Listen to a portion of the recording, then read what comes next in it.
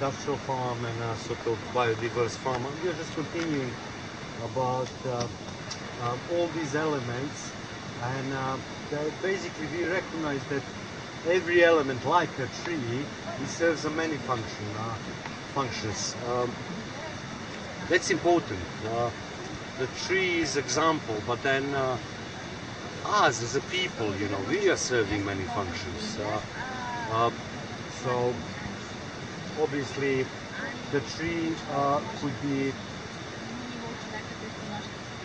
it's a part of the bigger picture. Like if there is a wind, the tree could be used in a permaculture design for the windbreak. It cools atmosphere, it gives the shade, so it kind of shelter the crops that are underneath. It could be a lovely place to chill out, like we are doing most of the time, in this lovely place. If there is a heavy rain, it could sort of soften the impact of the rain, on the soil, kind of stopping erosion. If there is a hill, and it's a bare, erosion is tremendous. In the same time, if the trees are planted, then function of the tree is to support that soil, stop that force of the wind, stop the force of the rain, and also by its roots, it would support the soil. So the whole hill, it becomes more stable, it wouldn't actually allow for as much erosion as we find on a bare soil. Also, the tree in particular, it takes CO2 emissions and transforms it into oxygen. So it's breathing, and how important that function is, it's only when you look on a global scale on the function of the trees, when we talk about South America and the lungs of the planet Earth, it's so important because all these trees actually transforming CO2 emissions into air, which is obviously so important, for everything alive, that circulation of oxygen. Also, as a part of it is pleasurable to see. We enhance the landscape, not only by usability, but it's sort of for the human, when we see the tree and flower, and it brings a special mood, it brings that nice feeling about it.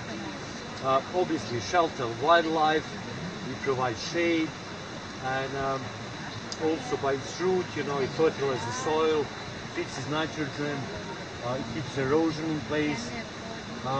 It raises the water table, so it kind of all this water that is underneath, it kind of brings out, from the roots up the trunks, and we get that really nice and fruit, full of juices and so on.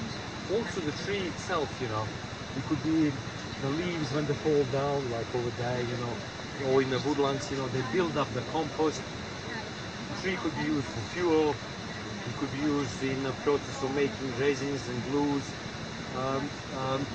It gives the fruit, it gives the fuel, fibers, biomass. Also, we recognize they could be used as a building material, mulch, give us fruits, nuts. It could be used as a medicine. But the tree is only example. Each of us have a multifunction. We all develop throughout the life the skills that we recognize ourselves, and they are actually adding value to our life, to our purpose, and how we are contributing in a part of the group, That's important to recognize that whatever we like doing, looking after children, painting, driving sort of car, for example. If just one of us drive the car, or let's say a truck, we can all go somewhere else, and sort of organize the whole event, But the value of that person driving, for example, it's immense, because all of a sudden everything becomes possible. So I'm just sort of drawing the example that community is important, and that every element in a in a nature you have a multi-purpose design. You have a sort of, as well as every person in community could contribute in many different ways. The difference is, do we want to contribute? Do we want to actually share it, or are we going to keep that, you know, on our own and kind of get that angle of competition rather than sharing, you know? Let's come back to the tree. Tree is a very important element in working in a permaculture design, and very important in establishing edible environment that it would support the needs of people.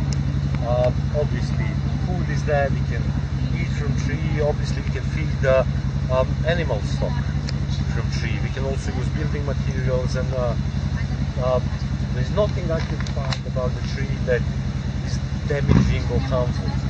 And it's been there since, you know, even in a sort of religious, let's say spiritual terms, and kind of looking into sort of origin and a sort of mythical sense, you know, there was that tree, you know, where everything started, and so it's a really big topic. I encourage you to sort of go internal and, you know, see what you like, you know, what is that that here or when you go back home that you can sort of build upon, you know, in the terms of exchange and contribution. This is very important in permaculture, according to the people-friendly ethic.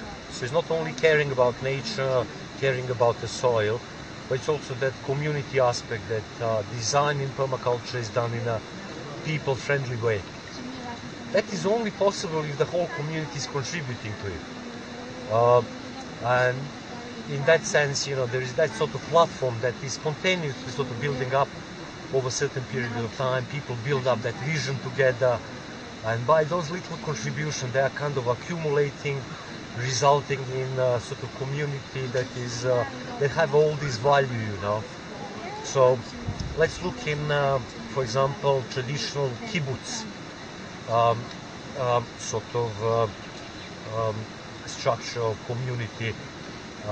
I seen a couple of families living together, and there were like 5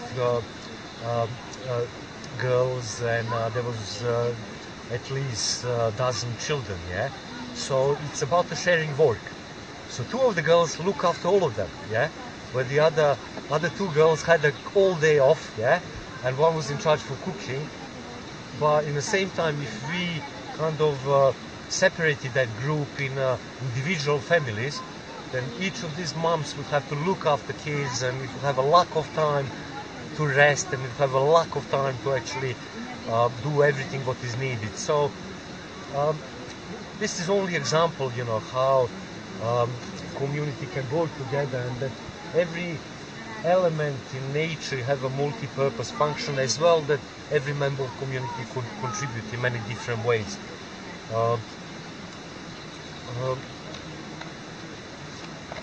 Right. Yield is limited only by imagination. Usually when we talk about yield, it kind of perception of it is only about material sort of end result. So we get the yield, we got so and so many kilos of produce, and then we go a step further, and then we transform that into material sort of what's the market value and so on. But really the yield is only limited by imagination, in the sense that we as individuals, we could contribute the talents, and in particular Spiral Seed, David Burnett says that traditional yield is total quantity of material or output, amount of potatoes, grain, etc., calculated against resources or effort put in. But there is no reason why we cannot widen our definition to include information, Mihailo, lessons learned. Buenos dias, čao svima, vidimo se, bit ćemo u kontaktu. Budimo pozdravljeni. Ćao. Hvala, vidimo se. Ćao. So the yield shouldn't be really limited in terms of materials of the wealth, you know. The yield is all the value or added value that community could contribute, and in that sense the yield is only limited by imagination, or in other sense is unlimited. In material terms, that we can grow in abundance and in variety, as well as a community aspect, that in a group of people it's much easier to do things, and that we can sort of share benefits and responsibility, also in the terms that we do what we like. Now behind that there is that sort of intelligence. Science today recognizes that there is 7 kinds of intelligences. That is topic on its own. Well, for example, some people are better in the visual terms. They are very good with photography. They have that talent to see particular, you know, visually to recognize, or if you sort of recognize that you're very hard remembering names, for example, but then if you see the face, that's it, you know. You see the face, you never forget, yeah? But you get the name, oh, sorry, excuse me, what is your name? I'm like a little bit like that, yeah? It takes me a little while to know what is my sort of aspect of intelligence, what I'm good into, and what I'm lacking, in order to be a little bit more focused on what I'm lacking, and also to be able to contribute in the terms in what I'm good. So it takes little time, it takes little maturity. When we talk about intelligence, they say 7. In particular, I don't know, do I have that paper on me? But Musical. yes, there is musical. I can just at least count them, yeah? There is that visual intelligence, also memorizing pictures, memorizing faces. Sometimes people walk in for the first time and they could sort of recall it. Who was there, what was the sort of setup on the table, what was decoration, what were the wallpaper.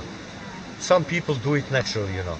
Some other guys, for example, they're very good memorizing information that is in the terms of sound, you know. They're good, there are people who listen to the song once and then straight away they can, like Mozart, for example, he was capable, had that amazing talent for listening the whole symphony once, and straight away he could go back to the paper and you know, kind of copy note for note, you know, exactly what was there, you know. Also, there is that sort of intelligence about the space, spatial intelligence, like never get lost. You know, seen it once, been it there, you know, that's it, you know. Another intelligence is about doing with its own hand. We can spend the time learning theory, we can spend the time looking in the tables, even drawings, even listening the words, you know. Until you do with your own hand, in a sense that, you know, get that experience, you're not going to sort of remember. That's another way of intelligence that is very kind of hands-on intelligence. Another intelligence is intrapersonal, that we can reflect our internal emotions, that we can reflect upon our experiences. That could be very emotional sort of experience. Sometimes it results in a song, poem, that are very emotional, you know, that sort of intrapersonal sort of intelligence, you know, that we kind of, when everything is finished, we kind of think about it and want to sort of analyze how we feel about it. Is it a good experience on emotional level? Also, there is intelligence that is external about the community and people. How we reflect with other people, are we sort of socializing? Can you actually walk into the party, crash the party, and then after a couple of hours you're next to DJ and dancing and everything is, you know, sort of meet everyone, getting involved, you know. Each of us have all 7 intelligences. It's only that some of them are a little bit more enhanced, you know, that we recognize on an individual level that we have a little bit more talent, or it's one or two or maybe three intelligences sort of coming forward. So we end up being very good musicians, so we end up being very good photographers. It doesn't exclude the rest of it. It just sort of give us a little focus that we could sort of find or analyze, you know, what is good for us, you know, and it's just a little step forward.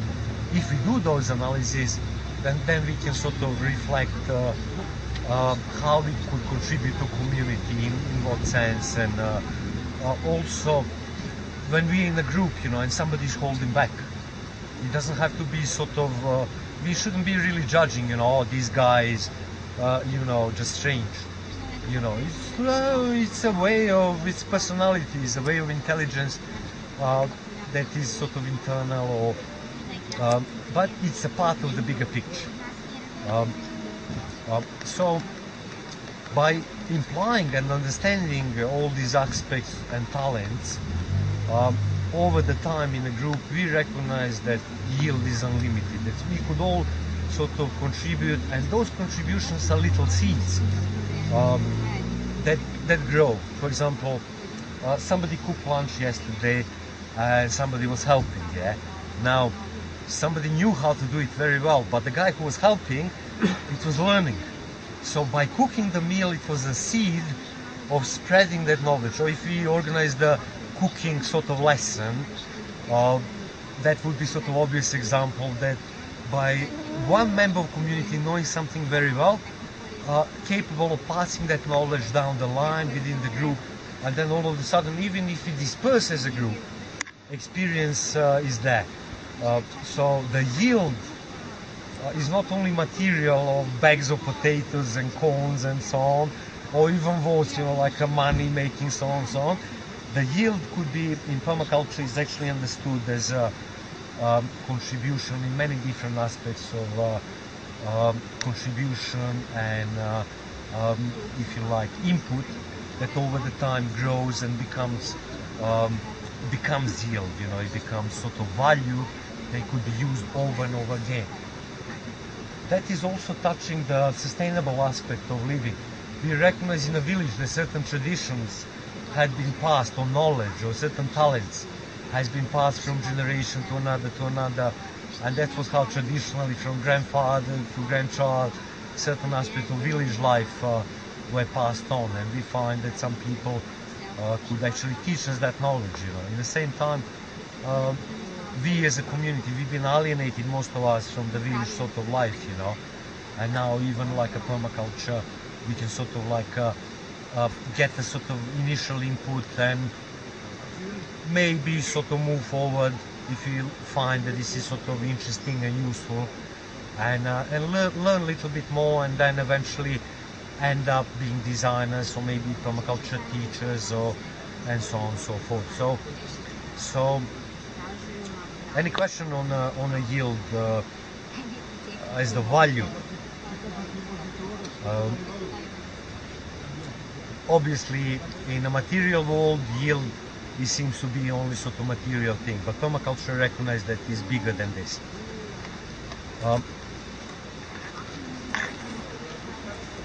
So, when we say in permaculture everything garden, is not only that all the land could be used as garden, which it could even in a urban environment, cities, where people take the bags of soil and plant a couple of seeds here, sunflower and a couple of runner beans there, and they put next to the wall, that is bare wall, just the wall and the concrete, and then over the couple of weeks or months, you know, they find runner beans climbing, you know, harvesting the sunshine. People are transforming urban environment into the sort of yield in a material sense, but also permaculture understands that yield is limited only imagination, because everything is garden, and we as a people, we are like a flowers in a field, and each of us have a different characteristic. In the same time, we together have a symbiotic relationship, exchanging